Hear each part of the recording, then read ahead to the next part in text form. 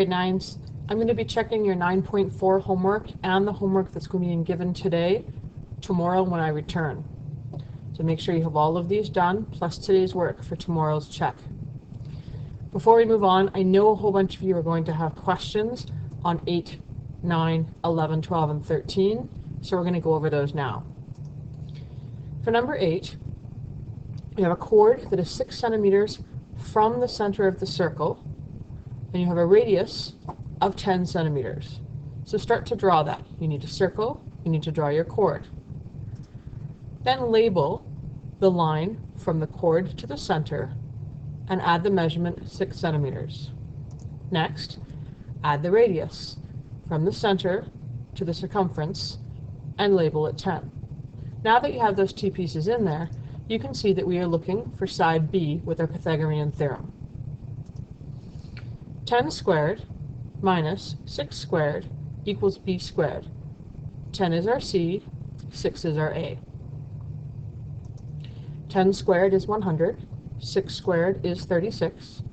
100 subtract 36 leaves us with 64. So B squared is 64. Our next step, we need to take the root of 64, and we need the root of B squared. 64, once we've taken the root, is 8. B squared, once we've taken the root, is simply B. So the missing dimension for B is 8. Now we need to go back and read the original question.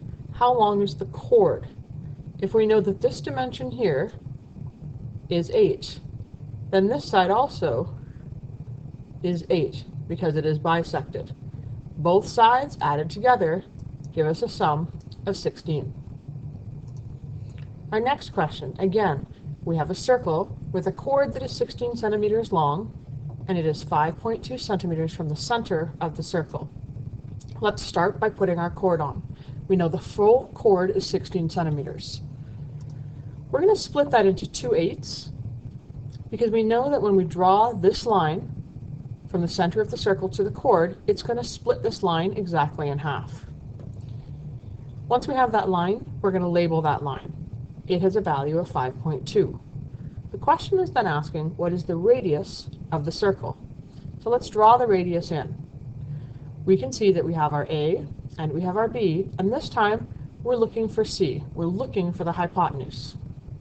Using the basic formula, A squared plus B squared is equal to C squared, we can substitute in 5.2 and 8. 5.2 squared is 27 and 4/100ths. 8 squared is 64. In our next step, we need to find the sum of those two. 27 and 4/100ths plus 64 is 91 and 4/100ths. That is how much C squared is worth, but we need to know what regular C is worth. So we're going to take this information and we're going to find the root of 91 and 4/100ths and the root of C squared. Once we found the root of both of those, we know that regular C is worth 9.5 once you've rounded correctly. Go back to the question. What is the radius? And that is what we have found, 9.5. For question number 11, how many chords can you draw on a circle that are the same length as a given chord? So I've drawn the chord in blue. We're going to spin this picture and see how many times will this chord show up and stay exactly the same. So if I spin it a little bit, that's still the same chord, and again, and again, and again, and again. We can spin that chord around and around and around for every degree and for every part of every degree. So our answer becomes, for this particular one, that the number of times we can do that is infinite. So if we were to make a statement about the relative perpendicular distance, in other words, the length that is green, from the chord to the center of the circle, does the length of the green piece change? As long as the chord remains the same, the distance from the center to the chord also remains the same. So we can make a statement when the chord is the same length the distance to the chord also remains the same.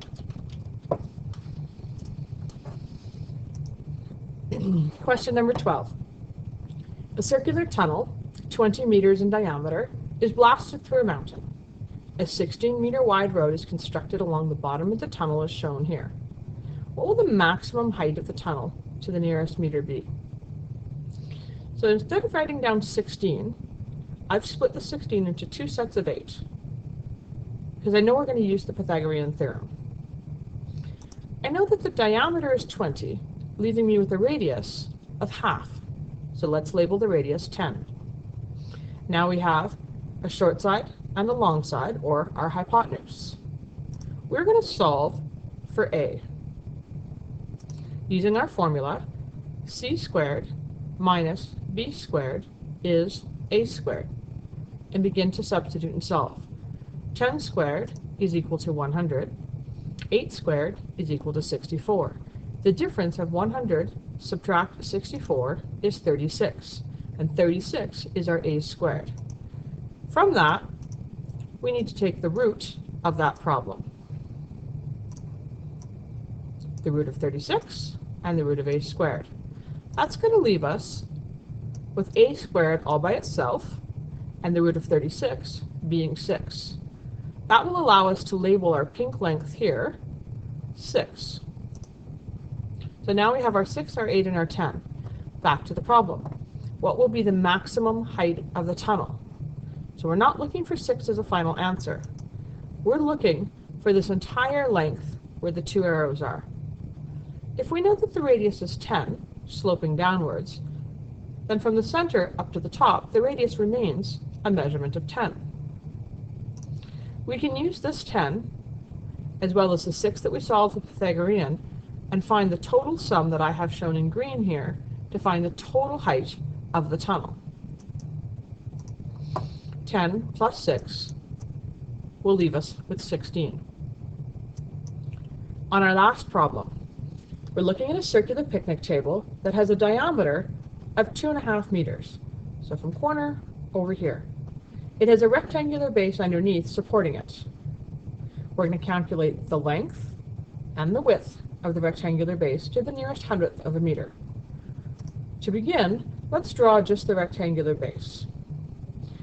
If the rectangular base from center to edge is 1 meter, then the entire length will be 2 meters. It's simply double. Now, using the information and the diameter of 2.5 meters, we're going to solve for the next step. This diameter, 2.5, so this radius will be half of the 2.5. So we're going to label this piece here 1.25. We know that this length here is simply 1, just as it was listed in the original problem. We're now solving for A. We know B is 1. We know the hypotenuse is 1.25. Solving for A. When we add our information in, 1.25 is our C, subtract 1, and both of those numbers need to be squared. 1.25 squared is 1.7 when rounded. 1 squared is 1. Then we're going to do our subtraction. 1.7 subtract 1 leaves us with 0.7, but that's a squared. So we need to go in and take the root of both sides. The root of a squared is simply a. The root of 7 is 0.84. That measurement is now what this section here that we had originally labeled A is worth. So we've labeled it 0.84. The problem wants the entire width. This is half. If we take 0.84 and multiply by 2, it will tell us the width of the table. So our table is 2 by 1.68. Today you're going to be giving a worksheet that's going to review the content in 9.3 and 9.4. This is due next class, which is tomorrow. So tomorrow when I do the homework check, I'm going to be looking to see if lesson 9.4 was completed in your scribblers, and the 9.3, 9.4 worksheet needs to be ready to turn in.